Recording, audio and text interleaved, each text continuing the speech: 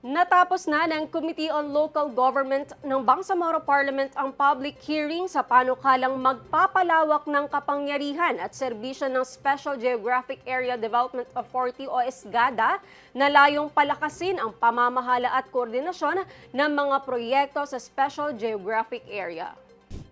Sa ilalim ng BTA Bill No. 431 na inakda ni Member of Parliament Butch Malang, inaamyendahan ng ilang probisyon ng Bangsamoro Administrative Code at Bangsamoro Local Governance Code upang mas palakasin ang papel ng SGADA sa pag-aayos at pag-uugnay ng development efforts sa 8 munisipalidad ng SGA.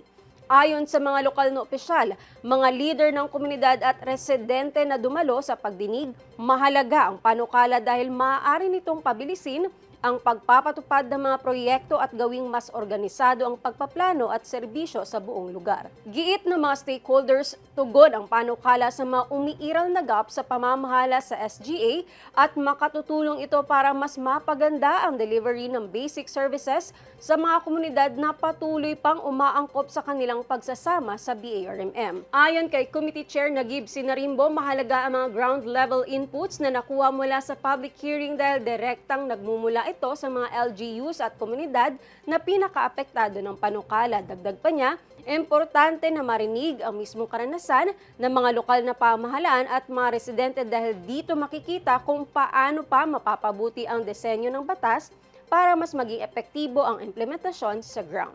Talaga namang importante sa SGA yun dahil wala silang probinsya eh. So wala rin representation sa Congress. So dalawang tier ng government services ang nawala sa kanila. So importanteng merong body, yung SGADA, na ma-empower para talagang